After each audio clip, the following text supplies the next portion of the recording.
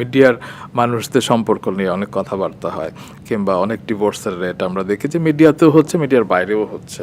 কিন্তু আপনি সংসার ধরে রাখার জন্য আপনি পার্সোনালি কী করেন? এখানে কি ধৈর্য অনেক বাড়াতে হয়? এখানে কি কম্প্রোমাইজ অনেক করতে হয়? মানে আপনি কি করেন? বেশি ফ্রেন্ডলি হতে গিয়ে না রেসপেক্টটা কোথায় জানি হারিয়ে যায়। রেসপেক্ট কিন্তু সবাই চায়। আপনি একটা বাসায় হাঁস মুরগি পালেন, বা আপনি আপনার মুরব্বিদের সাথে কথা বলেন, আপনি আপনার সমবয়সীদের সাথে বলেন, ছোট বড় যাই বলেন, রেসপেক্ট কিন্তু সবাই ভ্যালু করে। আপনি Right. রাস্তায় হতদরিদ্র একটা মানুষ যে 3 দিন ধরে খায় না, ওর মুখের উপরে এরকম করে একটা 1,000 টাকার বান্ডিল ছুঁড়ে মারেন, দেখবেন ও কিন্তু নাও নিতে পারে। আপনি ভালোবেসে যদি আপনার প্লেট থেকে ওকে 2 নালা ভাত দেন, দেখবেন ও আপনার জুঠা ভাতি খেয়ে ফেলবে। আমার মনে হয় যে মানুষ খুব বেশি রিল্যাক্সড হয়ে যায় রুম্মান।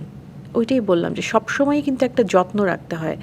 আমাকে যে ভালোবাসে বা আমি যাকে ভালোবাসি তার জন্য তো আমার সবচেয়ে বেশি সম্মানটা রাখতে হবে। এবং আমার মনে হয় যে এখনকার সংসারে ভালোবাসার কমতি হয় না, সংসারে সম্মানের কমতি হয়।